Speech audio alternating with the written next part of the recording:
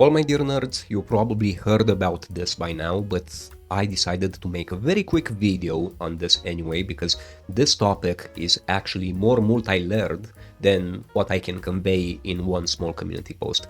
Basically, I think you know by now, but Retroid wanted to release the Retroid Pocket 5 and the Retroid Pocket 5 Mini with Android 10, which in my opinion would have been the biggest mistake on this freaking planet, because they would have taken a good looking and fairly performant device, more on the performance a bit later, and they would have made it old by default from the launch day. And the way in which they backtracked is actually amazing. So now, instead of Android 10, we're gonna get Android 13, like most people wanted, and instead of 6 gigs of RAM, we're gonna get 8 gigs of RAM, exactly like people wanted.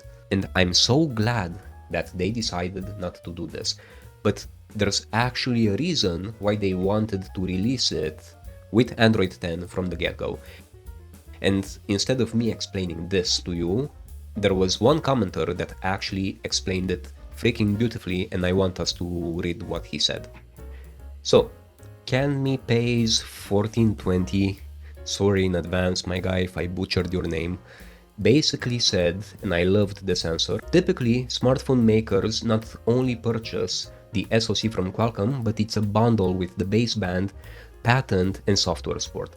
There is no way that Retroid purchasing these 5-year-old chips directly from Qualcomm. They are basically buying them secondhand from another provider, or a phone company, somebody that bought them beforehand. So whatever the previous company got from Qualcomm is what they also got. A base Android image to play with and nothing else. No continued software support or whatever, unless Retroid themselves care and have the capability, and this is what actually happened, by the way, my dear nerds, and have the capability to work it out based on open source kernels and drivers. I won't expect there to be a post-release major OS upgrade for the Retroid Pocket 5.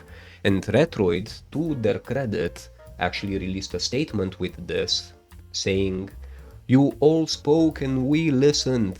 Retroid Pocket 5 will now come with 8 gigs of RAM and Android 13. And this is quite interesting because they made this 180 change, a day after they decided to announce it with 6 gigs of RAM and Android 10.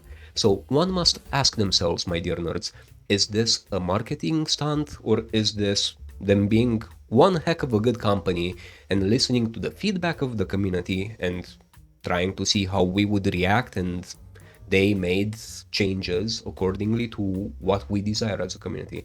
Personally, I think that they wanted to get away with Android 10. They hoped that the community wouldn't care as much and that they could release it like this, because this would have implied way less effort from them.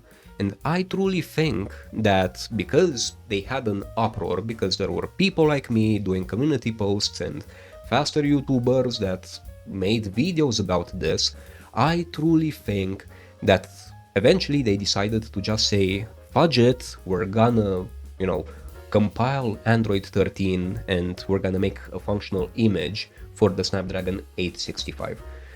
I think we just gave Retroid a whole lot more work before launch day, and I think that anyone that wants to buy this particular handheld, doesn't matter if it's the Retroid Pocket 5 or the Retroid Pocket 5 Mini, I think they should wait a bit, because my gut feeling, I may be wrong, don't take my word for it, this is not gospel or anything, but I think we might see quite a few bugs with the initial software release of this handheld.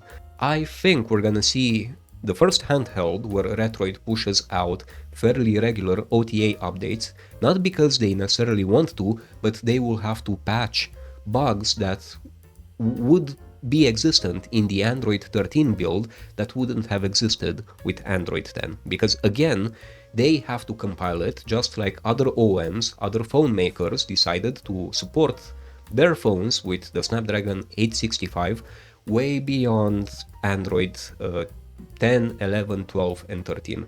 At one point, Qualcomm stopped offering support for newer Android builds.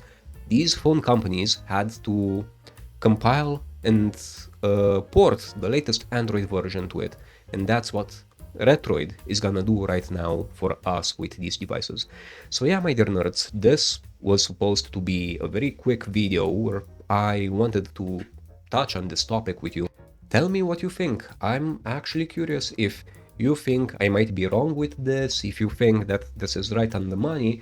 I think that guy in the comment section, wait a second, I think Canme pays 14.20. Again, sorry dude. I think this guy is right on the money. And no greater comment was ever written than this, in my humble opinion. That's what I think is happening right now, and you know, if I am to be honest, kudos to Retroid for doing a 180, even if they wanted to take the easy way out. Not many companies do this. Not many companies give themselves extra work for customer satisfaction, because I am willing to bet 5 puppies that people would have bought it anyway. People would have found excuses for buying an Android 10 device in 2024, and they would have said, yeah, but in this way I get system level access to all the files. Most people don't need that. Most people need, for a lack of better term, idiot-proof security. We need up-to-date software versions, and nobody will ever be able to convince me differently. I am gonna stand on this hill. It's good that they are bringing Android 13. It's amazing that they decided to do this extra effort, but again, they wouldn't have needed to do all this extra effort if they wouldn't have tried to get away with the easy route in the first place. So yeah, tell me what you think, my dear nerds.